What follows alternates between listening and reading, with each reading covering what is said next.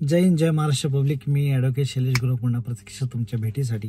आणि आज माझ्यासोबत आहेत माझे एकदम चांगले परम मित्र प्रतीक जाधव, आणि ते माझ्या सोसायटीमध्येच राहतात. आणि आज सगळ्यात महत्त्वाचा विषय असा आहे जो आमचा इन्स्टंट गाडी चालवता ठरला, तो म्हणजे आहे की बांधकाम विषयक क्षेत्र, म्हणजे ज्यामध्ये खूप लोकांना बांधकामाची माहिती नसते आणि ज्यांना छोटंसं घर, त्यांचं गावाकडचं घर, किंवा जर त्यांनी एखाद्या किंवा अर्धा गुंठा किंवा जी जमीन घेतली ती डेव्हलप करण्यासाठी त्यांना काय काय गोष्टी आणि काय काय मर्यादा येतात, पैशाच्या कशा मर्यादा येतात, आणि त्यातून त्यांना जर ओव्हरकम व्हायचं आहे आणि खरंच त्यांच्या आयुष्यासाठी एखादं चांगलं टुमदार छानसं घर बांधायचं आहे, मग ते छोटं घरकणा असू दे आणि त्यापुढं एखादे 4 व्हीलरचं पार्किंग असेल किंवा काय, तर अशा गोष्टीची माहिती देण्याकरता आणि त्या गोष्टीच्या संदर्भात बोलण्याकरता आज खरंच माझ्यासोबत आहेत आमचे एकदम चांगले मित्र प्रतीक जाधव. आणि आज मी त्यांना आवर्जून म्हटलं की बाबा, अशा लोकांसाठी आपल्याला जर काय करता आलं, त्यामध्ये मी पण आहे बरं का. आपण सर्वसामान्य लोकांबद्दल बोलतोय, तर ह्या सर्वसामान्य लोकांमध्ये आपण सर्वच आहोत, आणि अशा सर्वसामान्य लोकांबद्दल आपल्याला काय करता येईल त्यासाठी आज आपण खास बोललेलं आहे प्रतीक जाधव यांना. तर प्रतीक जाधव साहेब, माझा बेसिक प्रश्न तुम्हाला असा आहे की एखादा समजा आपण म्हणतो नाही का की एखाद्याने अर्धा गुंठा, 1 गुंठा किंवा त्यांनी सामायिक जर जागा घेतली, तर ती मग जागा घेतल्यानंतर डेव्हलप करण्यासाठी जर त्याला छोटंसं घर बांधायचं आहे, किंवा जर त्याला एखादा छोटंसं आपण म्हणू ना की स्वप्नातलं घर, बंगला बांधायचं आहे, त्याच्यासाठी त्यांनी काय केलं पाहिजे, किंवा त्याचा खर्च कितपर्यंत येतो, किंवा बांधकामासाठी त्यांनी काय काय पाहिलं पाहिजे, तुम्हाला काय वाटतं? जर एखादी जागा घेतली त्यांनी आणि त्यांना तिथं घर बांधायचंय आणि त्यांच्याकडे पैसे पाणी आहेत, तर त्यांनी सरळ एखादा कॉन्ट्रॅक्टर किंवा सिव्हिल इंजिनियर गाठून त्याच्याकडनं काम करून घ्यावं, असं माझं वैयक्तिक मत आहे.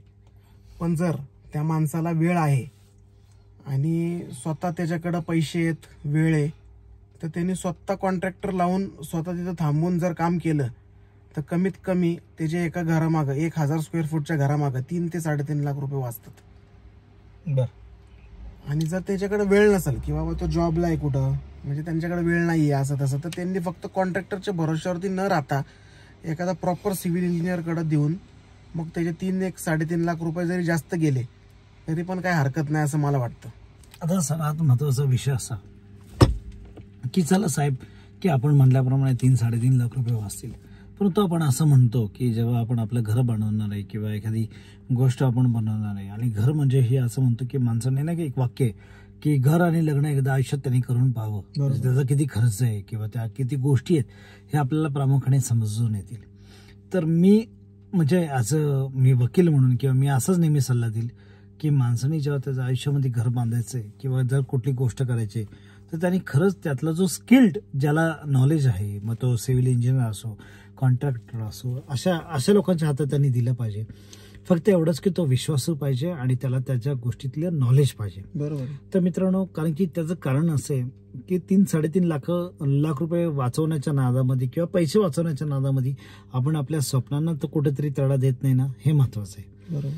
तर मित्रांनो, मी हे सांगेल की तुम्ही तुमचं घर किंवा तुमचं काही गोष्टी करायच्या असतील, तुम्ही स्किल्ड, तुम्ही कॉन्ट्रॅक्टर म्हणजे RCC सल्लागार, RCC कन्सल्टंट किंवा आर्किटेक्चर म्हणजे वास्तुविशारद यांना तुम्ही संपर्क केला पाहिजे, त्यांना भेटलं पाहिजे.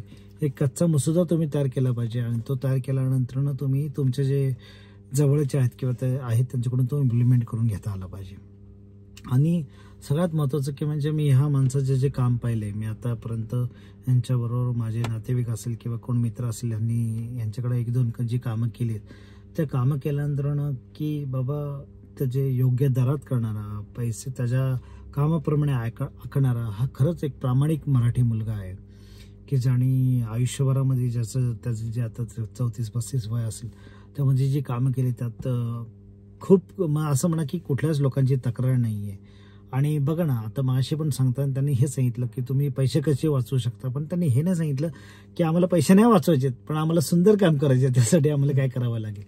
तर आता बेसिक प्रश्न साहेब असा की आता समजा आम्ही तुम्हाला काम दिले किंवा काय, तर ते काम दिल्यानंतर एखादं सुंदर घर बनवायचं किंवा काय, मग त्याची ती बजेटची आखणी किंवा त्याचं रूपांतरण तुम्ही कसं करता आणि त्याचं इम्प्लिमेंटेशन म्हणजे कसं, कामाची कशी रूपरेषा तुम्ही आखता ते सांगा.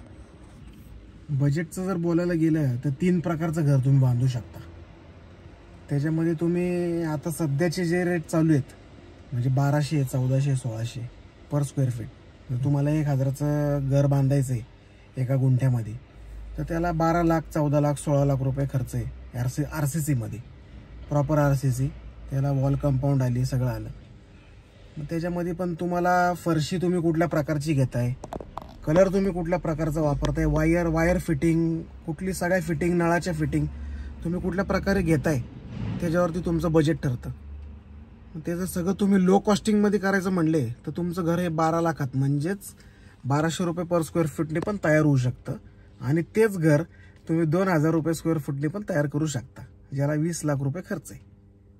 म्हणजे तुमचं जसं तुमचं बजेट आहे त्याप्रमाणे घर होऊ शकतं, असं काहीच नाही. म्हणजे असं आहे की आपण म्हणतो ना की एखादी चांगली कलाकृती जर तुम्हाला हवी असेल किंवा काय, तर तुम्ही कुठल्या रूपरेषामध्ये किंवा पैशाच्या कुठल्या आखणीमध्ये तुम्ही करू शकता, तर तुम्ही 3 प्रकारे करू शकता. म्हणजे एकदम आहे जो आपण म्हणतो की आपल्याला बेसिक जी गरज आहे ती, दुसरं आहे की आपल्या बेसिकपेक्षा जर ती अपर लेवल आहे ती, आणि एक म्हणजे एकदम हाय क्लास लॅविश.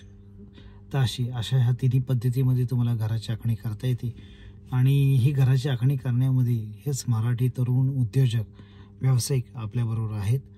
आणि अशा व्यावसायिकांवरती विश्वास का ठेवावा, कारण की ते तुम्हाला अजिबात कुठलाही पडदा न ठेवता म्हणजे अत्यंत पारदर्शकपणे काम करणारे ही जे युवा वर्ग आपल्या आज बरोबर आहे, अशा लोकांवरती खरंच विश्वास टाकला पाहिजे. आपण नेहमीच म्हणतो की मराठी लोकांनी पुढं गेलं पाहिजे, मराठी लोकांनी व्यावसायिक झालं पाहिजे. पण ही जी आपली मराठी उद्योजक आहेत, मराठी व्यावसायिक आहेत, मुलं आहेत, सिव्हिल इंजिनियर्स आहेत, डॉक्टर्स आहेत, वकील आहेत, अशा लोकांकडे आपण स्वतःहून सुद्धा केलं पाहिजे. तर खरंच सांगतो मित्रांनो की अशाच ह्या मराठी तरुणाला, माझ्या ह्या मित्राला, तुमच्यासारख्या, आपण असं म्हणू की तुमच्यासारख्या गरजू लोकांची सुद्धा, कारण की आपली पण गरज आहे ना, एखाद्याचं घर बांधणं किंवा घर चांगलं करणं हे जर एखादा व्यावसायिक आहे त्याचं तर ते उद्दिष्टच आहे, परंतु आपलं स्वप्न आहे. मग आपल्या स्वप्नाला असं उद्दिष्ट बाळगणाऱ्या अशा व्यक्तीची साथ मिळली पाहिजे, त्यासाठी अशा योग्य लोकांची नियुक्ती आपल्याकडून झाली पाहिजे. ह्याची खरंच खबरदारी आपण घेतली पाहिजे. आणि आयुष्यामध्ये अशी लोक आपल्या संपर्कात राहिली पाहिजेत, असंही आपण पाहिलं पाहिजे.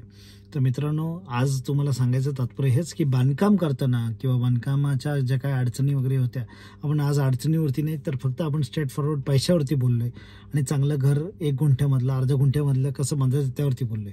बाकीचे जे इतर विषय, बिल्डिंग किंवा आज्ञे विषय, त्याच्यावरती आपण हा दुसरा व्हिडिओ लोड करूच, परंतु आज तुर्तास सर याच विषयावरती थांबतो.